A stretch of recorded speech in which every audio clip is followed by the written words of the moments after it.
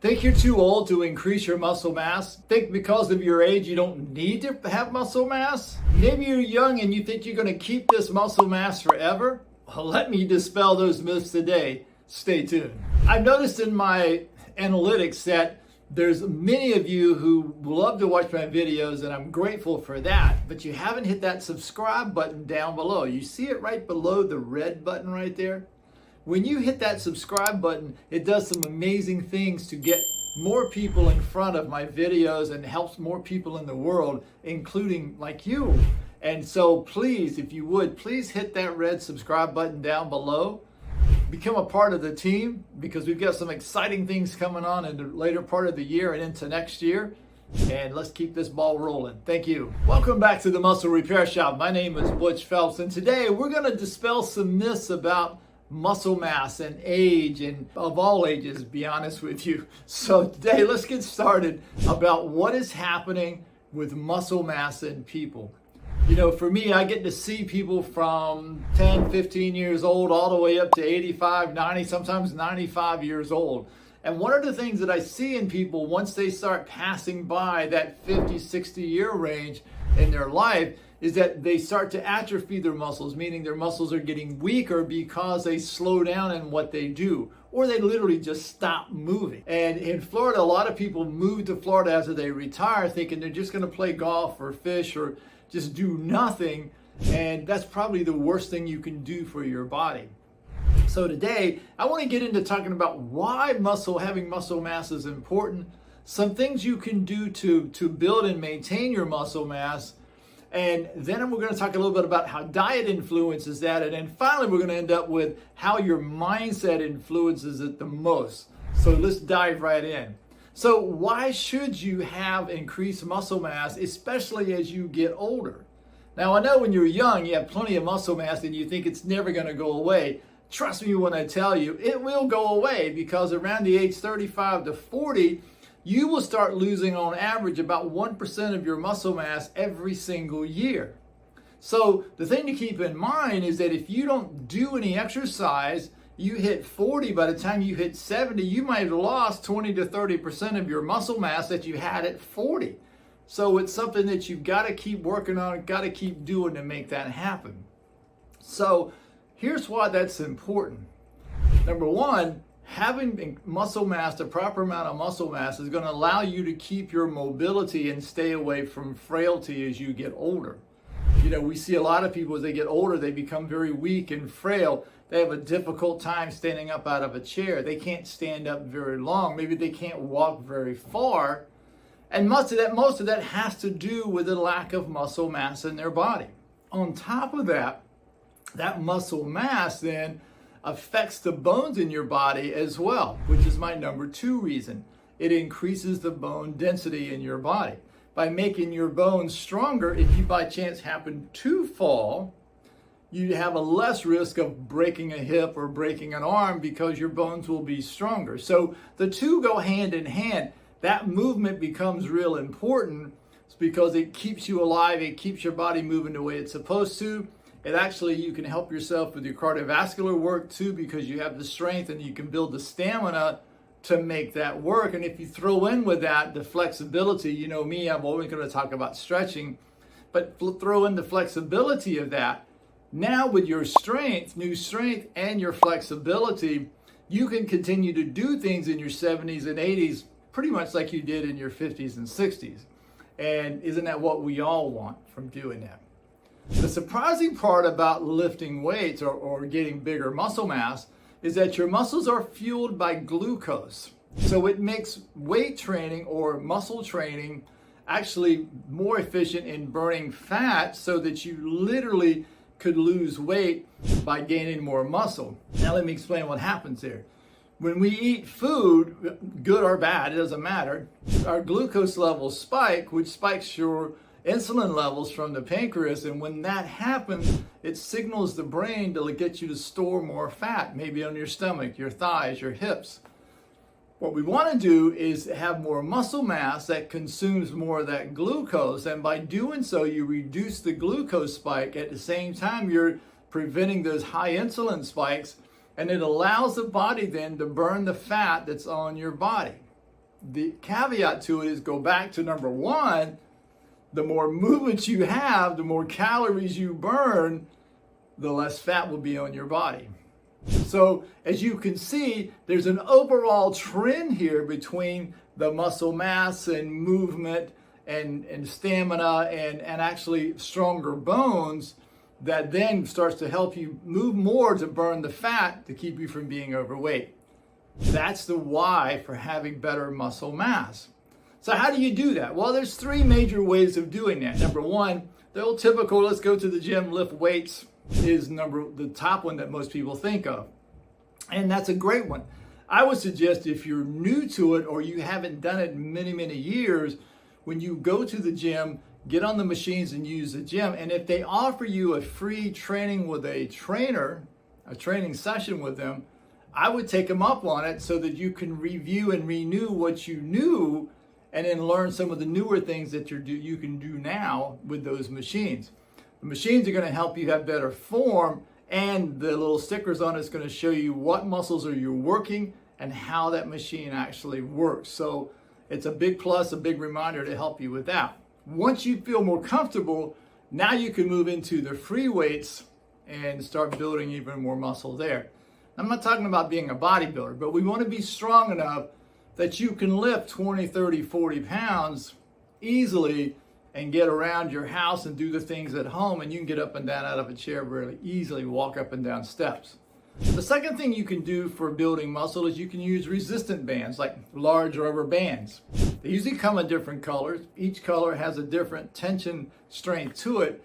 And so you want to find the ones that are comfortable for you, and you start to work with those. Again, if you can hire a trainer to teach you how to use those, and so that you can excel much faster than that.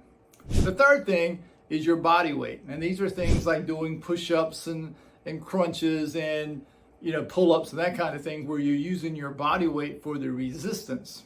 Again, there are trainers who are experts in body weight work that you can talk to, and then they can teach you that as well. If you can afford a trainer at least once a week, that's the optimal thing to be able to do. But if not, there's a ton of videos on YouTube about workouts, and there's a lot of different workouts. It doesn't have to be just that. It can be things like Pilates. It could be even yoga has some strength training moves that it makes as well. But you could do Tabata, all kinds of things out there. And most of them really work and work well. So you could even get online and get with a trainer online, and they can help you as well in getting that going along. So let's get into the diet side of it. So we've got the muscle strength. We're building muscle. Our bodies are getting stronger. We're getting more stamina. And we want some help to make sure we keep that and sustain that. Diet then plays a huge role. Most of the time when you hear about nutrition advice, they talk about the carbohydrates. They talk about the fats because they're mostly focused on weight loss. Rarely do they talk about proteins. Proteins are equally as important. In fact, in my mind, they're actually more important, and that's why now you're starting to hear a lot of people start talking about protein. And I do have a formula. You can get it on my website, or you can go to my newsletters, and you can see that over at musclerepairshop.com. But the protein that you take in actually helps you build more muscle, helps you recover better and faster when you do that. Now, the most common thing of food to get protein from is going to be meats. And with meats, you get the amino acids with it as well, which you don't necessarily get with your vegetables. But you can still get protein from vegetables. The meats are usually the better ones, but I always, when I buy meat, I try to get good, clean meat. If I'm going to buy beef, I want to get a grass-fed, grass-finished beef. If I'm going to get chickens or pork, I want to get pasture-raised. Those are important things to do. You can use protein powders. I use protein powders in my smoothies in the morning when I have for breakfast. Make sure that their sugar levels are low. You want them to be 1% or less so that it's a healthier protein shake. If there's a lot of sugars in it, I wouldn't mess with that. And be careful with protein bars. Most of them are almost like eating a candy bar to begin with. If I'm going to eat a protein bar, I typically will use a Think protein bar. I have no affiliation with that. but a think protein bar. But be careful, even with those, if you eat too many of those, you can actually gain weight just like you would eating something sweet. But it's a good filler. You're on a road or something, need something that's a good filler for that. And then lastly, you can get protein from vegetables, but you have to eat a lot of vegetables to equal the amount of protein that you get from meat. Meat has the protein has a way of satiating your appetite, which means it fills you up faster. So literally you eat less food. But those are usually the things that I find that for me have worked. Again, everybody who knows me knows I've lost at one point 105 pounds, and then I came back and lost another 30 pounds, but I was able to maintain the weight in between. And what worked for me in doing that was about how I portioned out my food, and now they call it food sequence, and I've been doing this since 97. But it's really, you want to eat your vegetables first, and the reason for that is the vegetables put fiber into your body, which is like a gelatinous coating on the interior walls of your intestines. And what that does is it reduces your body absorbing too much of the glucose. And if you're building muscle along with that, again, that helps to reduce your body taking in glucose, which can cause inflammation in your body. So that's why that's important. And then I'll eat my protein. I end up eating refined carbohydrates, which are things like breads, pastas, white rice, white potatoes. So I always keep those at a minimal, but I do have those from time to time, so which is fine. I'll get more in depth on how I eat and so forth and how I lost the weight on another video. But for this one, we're going to stick just with the muscles. So let's move on to my favorite part of this, which is the mindset. The mindset is key. You have to want to do this. A lot of times I see people, they'll have advice from a doctor to go to a physical therapist or go to a trainer and start working out in the gym.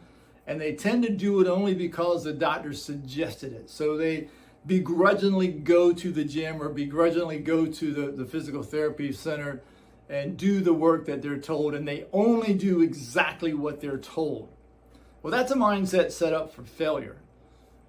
You want to go in there with the mindset that I'm doing this to improve my health so that I don't have either a reoccurrence of a scare situation that I had before, or I want to prevent it from ever happening in the first place.